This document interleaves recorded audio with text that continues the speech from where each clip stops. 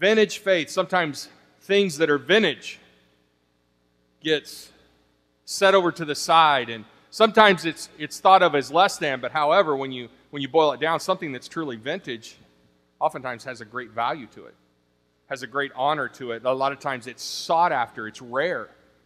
And faith can fall into that element. We all have people in our lives that we've seen the track record of their life. We've seen how they've dealt with the situations that life brings, difficult times, hard roads to walk down, but their faith held.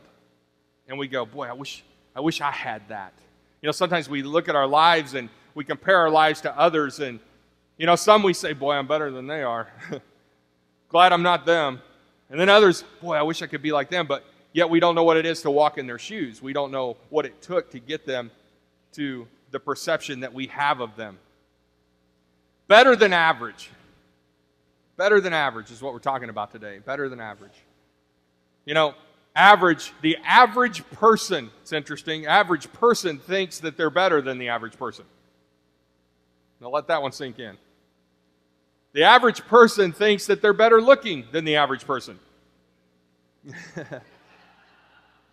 The average person thinks they're more intelligent than the average person. These are statistics. It's interesting.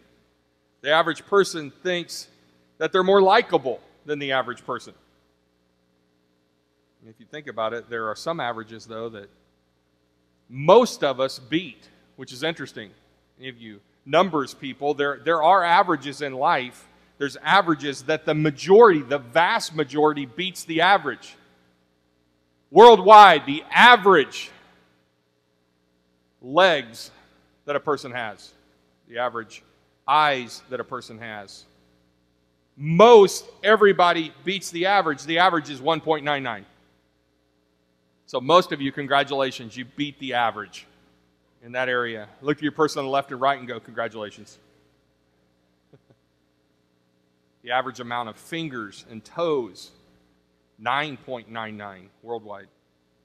Now, which is interesting, because I had a friend that had 6 toes. And so I was wondering if that one would go a little bit above, but evidently those that are missing some fingers or toes, that knocks it down enough. But some averages we do beat. And here's the thing, there's nothing wrong with being average if you're not a Christian. Now let that sink. There's nothing wrong with being average if you're not a Christian. You say, well, Pastor, are you saying that Christians are better than others? That is a perception that people have, but that's not what I'm saying. And that's what I don't believe the Bible says that. It's not that Christians are to be better than others, but they are to be different than others. You've heard me say this before, you know, a person who is a follower of Jesus Christ is trying to live their life by the Word of God. Their life should be different than somebody who's not. Does it mean they're better? No. But there should be something different. Should be something different. Better than average. Better than the average person who's not a follower of Jesus Christ. You know, sometimes we get into this comparison game. You look at average. Average is the best of the worst and the worst of the best. Average. You know, can you imagine going to God, walking into the throne room with the full realization that Christ died for your sins, went to the cross, experienced the great pain, went to the cross, died, rose from the dead, and you walk into the throne room and you go, God, my prayer is that I'm the best of the worst and the worst of the best. God, just empower me to do that and be that. Well, that would fall really short, wouldn't it? That would seem so significant, yet many people who are followers of Christ would claim, well, you know, I'm just an average Christian. And we have to be careful. I don't always watch him. I was watching a minister this morning, actually, John Hagee, and he said, you know, I had a person come up to me and they said, you know, I know a Christian who lies. And he says, you don't know a Christian who lies. He says, Christians don't lie. Now, you could go, well, I mean, that means they're perfect. Here's the thing. If you have a problem with lying, God can help you with that. There's a reason that somebody feels they should lie or misrepresent or cheat or steal. There's reasons for that. Somebody asked me one time, they said, you know, Pastor, do you think there'll be any Christians in hell? And I said, I don't think there'll be no Christians in hell. I mean, how could there be a Christian in hell? Well, I mean, there's a lot of people. You think there's going to be some Christians that go to hell? No, there'll be no Christians that go to hell. But there are a lot of people that are walking around. Somebody said, well, I'm a Christian. And they wear a cross around their neck. And so they're a Christian. But I can tell you, if you don't have an understanding of the cross in your heart, you're not a Christian, regardless of what you wear. So we're talking this morning, this idea of a vintage faith, that maybe there's something of value and faith that's been lost and we need to grab hold of it, but it's better than average. It's much better than average. I like this caption. Two guys talking at the office. When is he going to realize that he's the mediocrity we've been talking about? I like that. Sometimes we compare ourselves and we're like, well, at least I'm not as bad as they are. I mean, when it comes to my faith, I realize I got things to work on, but I'm not as bad as they are. God doesn't ever approach his people that way in the Word of God. You know who he compares us to? Himself. Well, then you go, oh God, how am I ever going to live up to that? How would I ever? You won't. But by his grace and by his mercy, he brings us into a standard and develops us and teaches us on how to live in this time that easily could be assessed as lost. We live in a world that assesses itself by others and standards. God's never called you or me to live up to the standard or below the standard or whatever of the person on our right or our left. He simply gives us a picture of himself, and he says, follow me. Take up your cross daily. Follow me. We're going to look at that this morning. So what's wrong with being average? Nothing if you're not a Christian. Paul said it this way, talking to the church. He brings out this idea of the Gentiles. And a Gentile, in biblical times, a Gentile was a person who didn't know God, who didn't follow God, who didn't understand the commands of God, who hadn't entered into a relationship with God, that was someone other than the people of God. And Paul teaches in this context to the Ephesian church. In Ephesians 4:17 through 24, Paul says, now this I say and testify in the Lord, that you must no longer walk as the Gentiles do, in the futility of their minds. He explains it further. He says, they are darkened in their understanding, alienated from the life of God because of the ignorance that is in them. And he's not just saying they're uneducated or they're ignorant. He explains it due to their hardness of heart. There's a heart condition. There's a perception. They're missing something spiritual that oftentimes I see people who claim to be Christians miss what they're to be about. He says they have become callous and have given themselves up to sensuality, greedy to practice every kind of impurity. That's not the way you learned Christ. See how he said that? I like how he said that. It's not the way you learned Christ. That's not the way you learned the hope that you have now in God. That's not the way that the plan of God or salvation works for your life. This is assuming that you've heard about him and were taught in him as the truth is in Jesus, to put off your old self, which belongs to your former manner of life and is corrupt through deceitful desires, and to be renewed in the spirit of your minds, and to put on the new self created after the likeness of God in true righteousness and holiness. It's interesting. It's a challenge. He's addressing a church, the Ephesians church, and he's seeing some inconsistencies in their life, and he's going, you can't go on like this and walk as though you're like the Gentiles and you're walking this way in the futility of your thinking, and you're doing all these things and still call yourself a Christian. That's really the bottom line of this message. Because if you do that, you're not only at below average, you're not even scoring on the system of being a believer. There's got to be a difference. There's got to be a change. So to rise above average, there's some principles that I want to talk to you about this morning, 3 specifically. that I think we need to look at. And the first is this: to rise above average, you need a little more determination than the average person. A little more determination.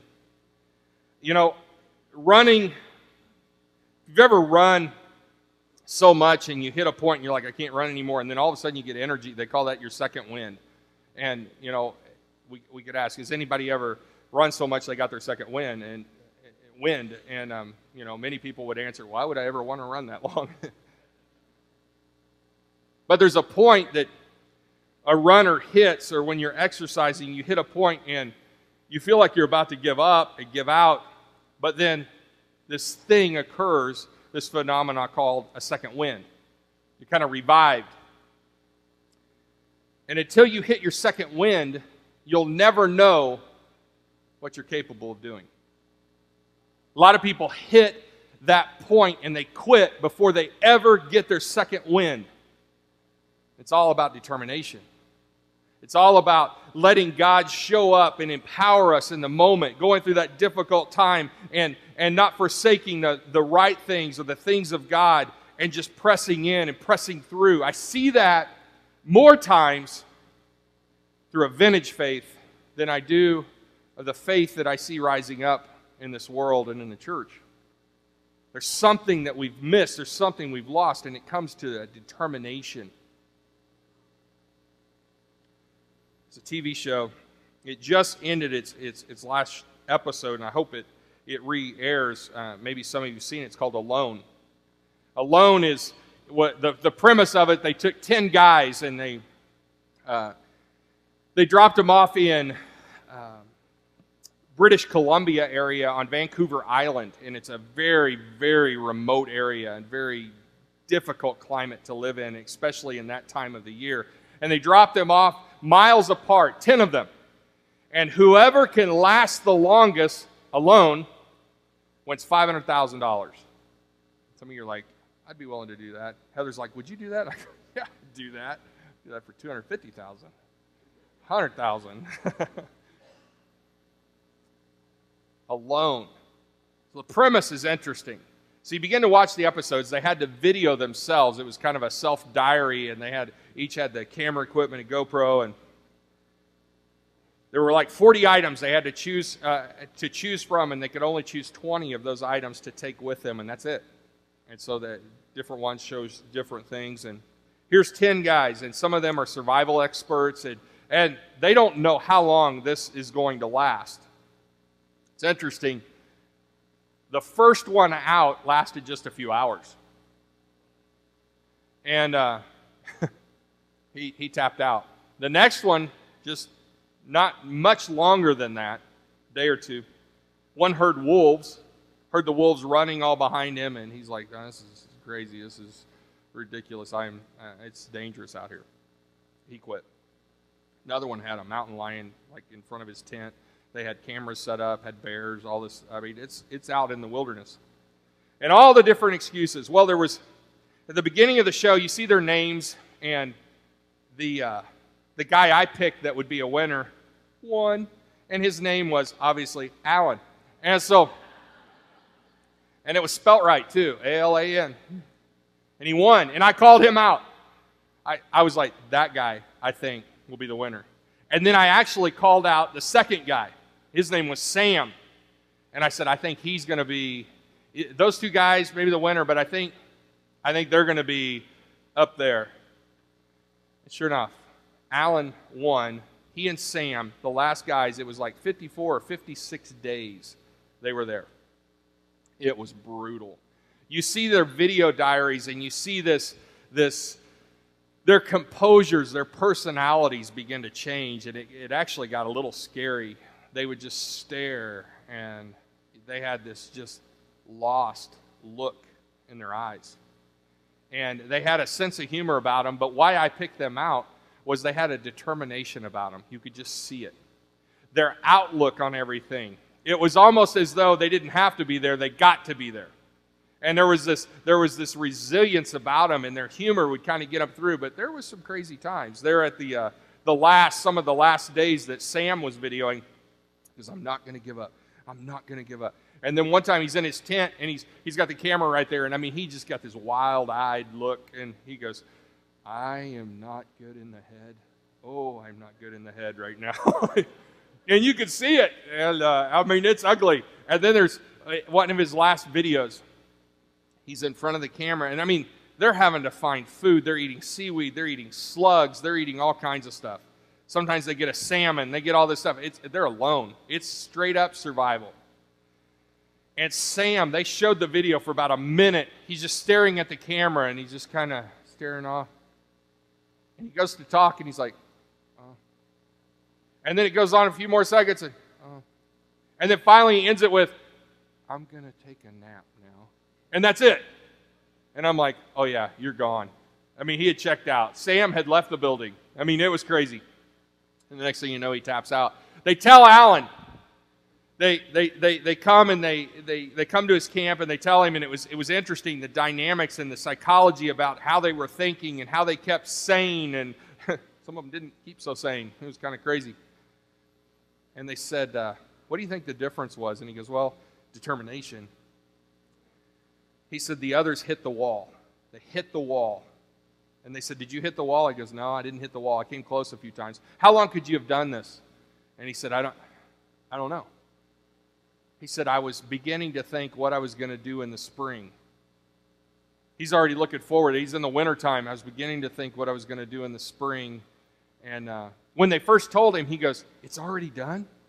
Now, you gotta understand, some of his video was pretty crazy. You're like, are you going to tap out? Are you going to be gone? I mean, because you could see the mental challenge of being alone. But what fascinated me is they said, how long could you have gone? And he says, I'll never know. I'll never know now. He never hit the point where he needed his second wind. He never hit the wall. He was just simply determined. So it's undetermined now how far he could have gone. And I think there's a lot of us that can relate to this with our faith. We hit points and we quit before we ever knew how far we could go.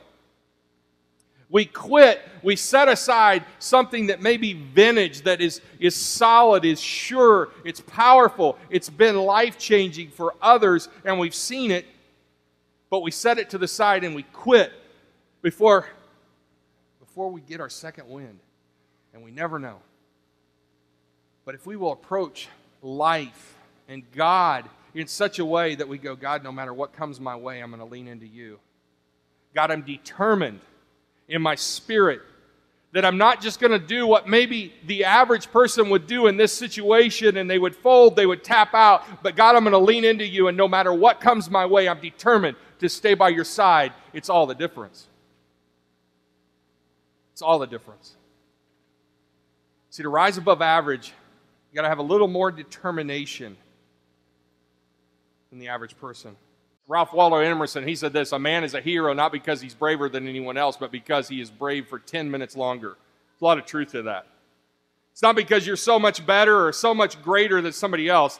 It's just you were determined to go a little bit longer.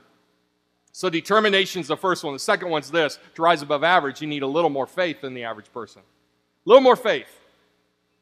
We've all known those people, man, they just had a little more faith. You hit that situation, they maybe walked through the same situation you walked through, and it's like, how did they come through that? So, a little more faith. A little more faith. The Bible's full of stories where people of faith got through difficult times. There's one that stands out. It's a lady. She has what's called, the Bible describes it as an issue of blood. She's bleeding. 12 years. She has spent everything she can possibly spend to try to get help for her condition. It has rendered her in the culture unclean. She's not allowed to be or shouldn't be with the crowds. She has to be set outside as unclean, untouchable. Difficult life. Pick up on her story. Luke 8:42 through 48. It says, and Jesus went, the people pressed in around him, and there was a woman who had a discharge of blood for 12 years, and though she had spent all her living on physicians, she could not be healed by anyone. She came up behind him and touched the fringe of his garment. Now, you got to understand this aspect of having just a little more faith than the average person. people were all around Jesus. They were pushing in on him. It was a mass crowd. He'd been teaching, he'd been preaching, he'd been healing. She's not supposed to be there. You've got to grasp this part of the story. She's not supposed to be there because she's not allowed to be there. A little more faith if I can just get to Jesus. She was willing to go far and above what the norm was, even what the acceptable was, to touch Jesus.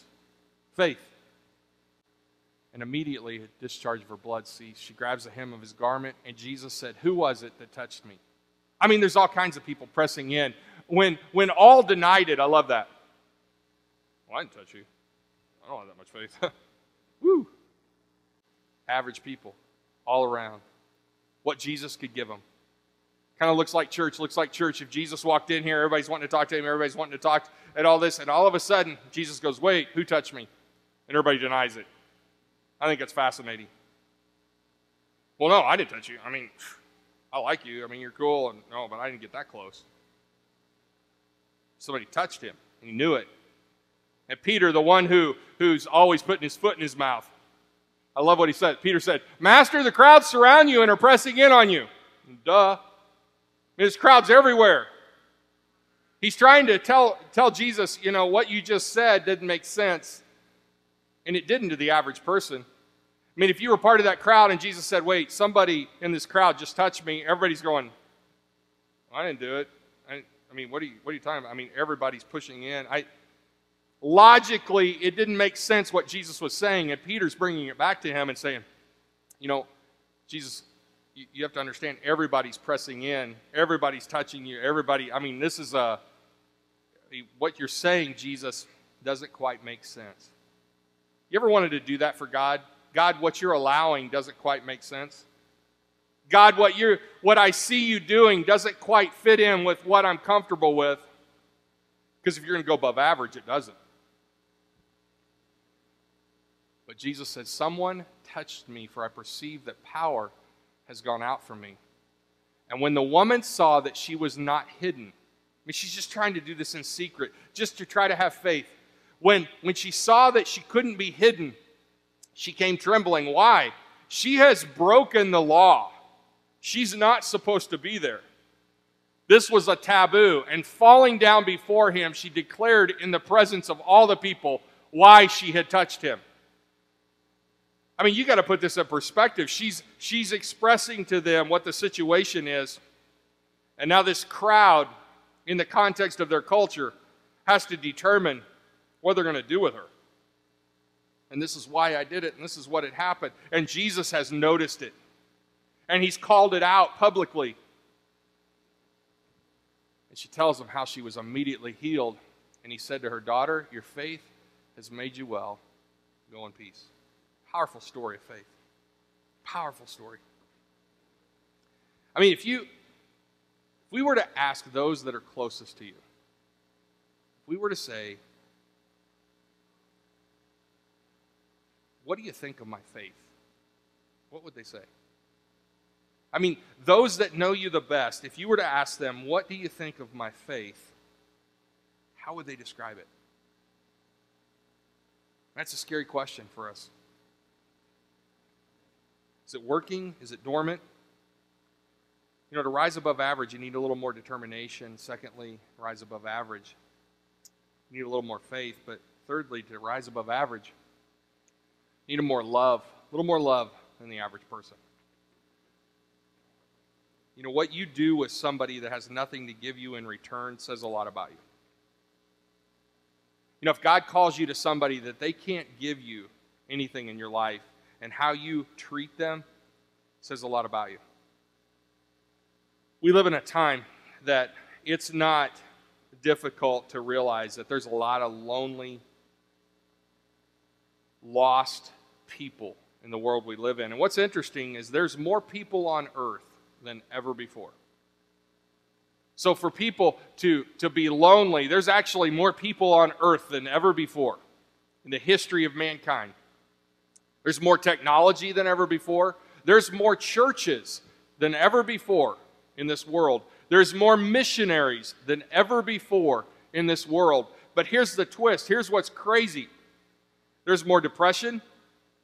There's more suicide. There's more murder. There's more drugs.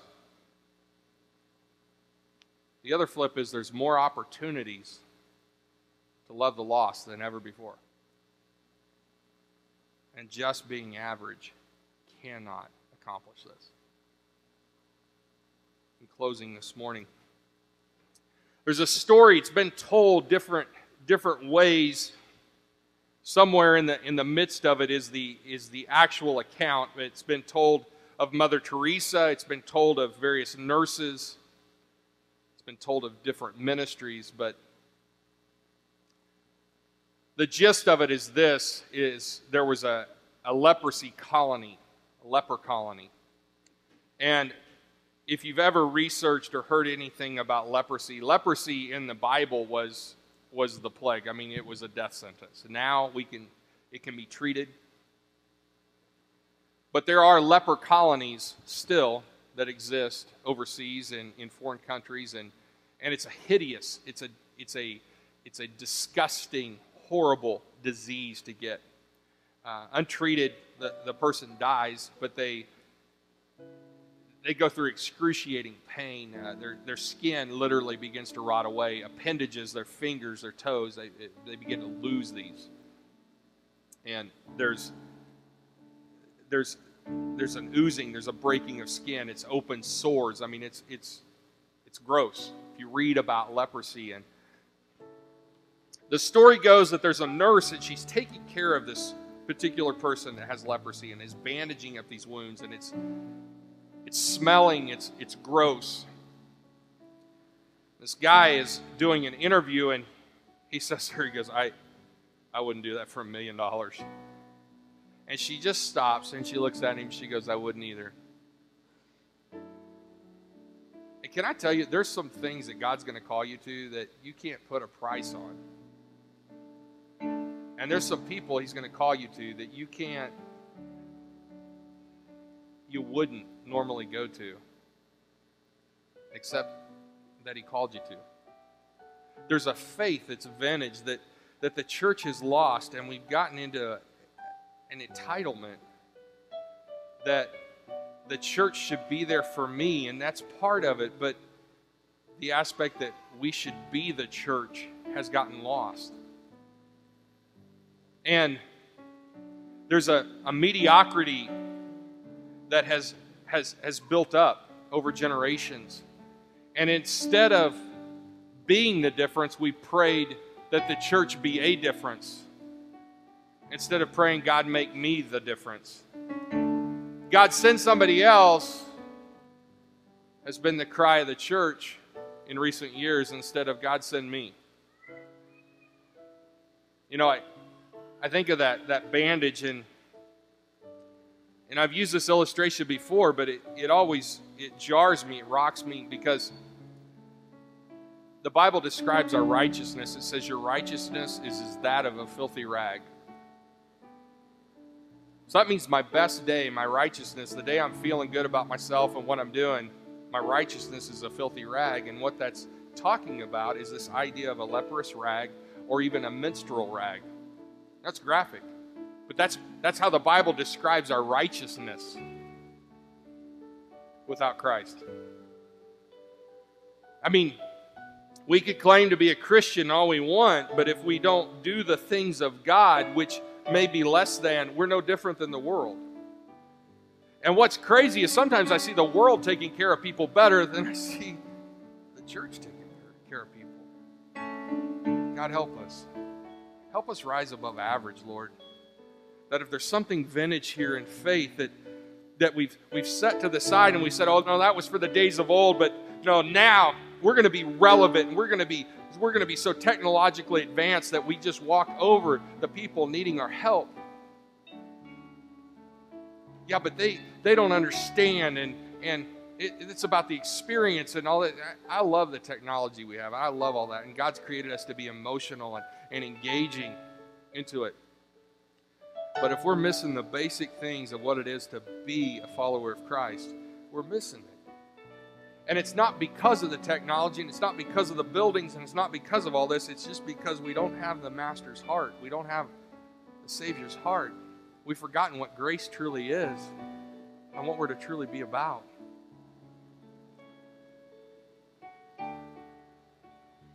So what does going beyond average look like for you? I mean, that's really the question. What does going beyond average look like for you?